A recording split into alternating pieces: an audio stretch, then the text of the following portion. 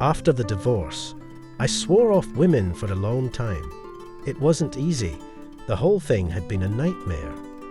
She tried to block me from seeing the kids and even wanted to take my mom's apartment. The years of marriage and what was supposed to be love left a bitter taste in my mouth.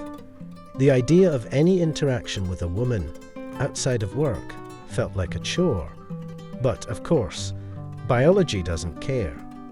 I wasn't an old man just yet, and let's face it, I still had my needs. I was raised with respect for women, but let's just say I had no illusions about love or anything serious. I wasn't looking for that. I just wanted something young, beautiful, and, well, uncomplicated. It was a warm summer evening when my friend and I decided to grab a drink at a bar. Jackson had to cancel, so I ended up sitting alone at the counter, sipping a beer.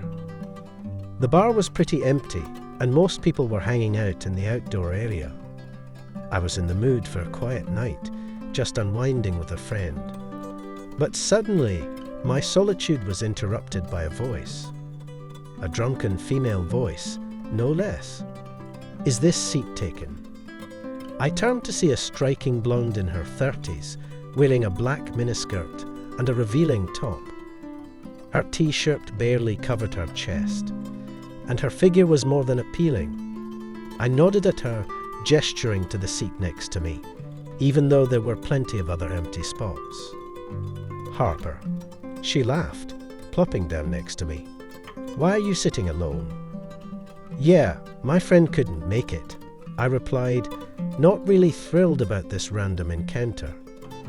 I didn't exactly love the idea of meeting someone like this, especially since she was the one who made the first move. It felt a little too, I don't know, movie-like. Like something you see in a cheap flick about a woman of the night. Don't overthink it. I'm not like that. She seemed to read my mind. I'm just bored and thought I'd come say hi. She managed to pique my interest. The evening went from dull to lively.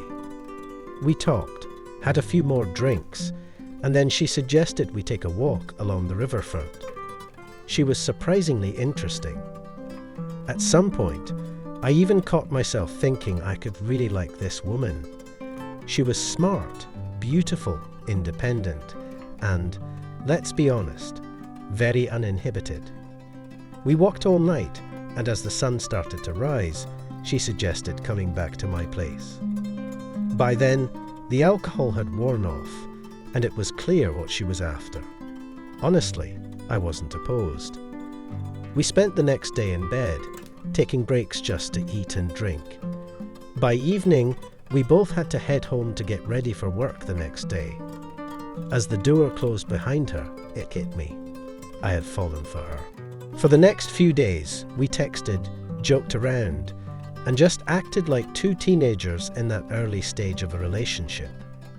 It felt like a breath of fresh air, and I could feel those long dormant emotions stirring up inside me again. We started dating officially, and it lasted about 6 months. If you asked anyone, we probably seemed like an ordinary couple. She would often stay over. We'd go to restaurants, take weekend trips, exchange little gifts. But there was something that nagged at me. She always paid for herself. It seemed odd, but I didn't think too much about it at first. One evening, I was picking up Harper from work when it happened. A huge Jeep cut me off, and I had to slam on the brakes. The Jeep did the same.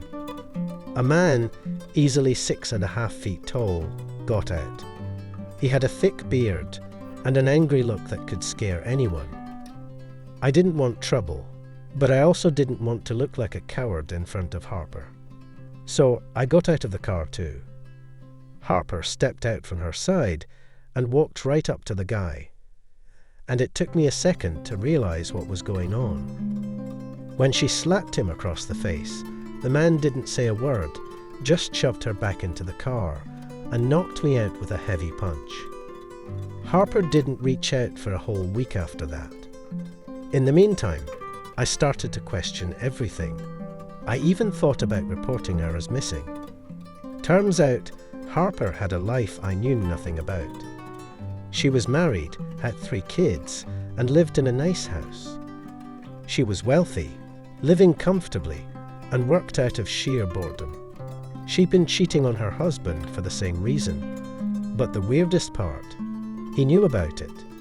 He loved her enough to put up with her affairs, and once a year, he'd step in to beat off her lovers. That's what he called it, not me. I learned all this from her husband, who, by the way, turned out to be a pretty decent guy.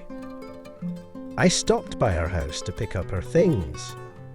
I tried to explain everything, even apologized for something, and gave her a bottle of good whiskey as a parting gift.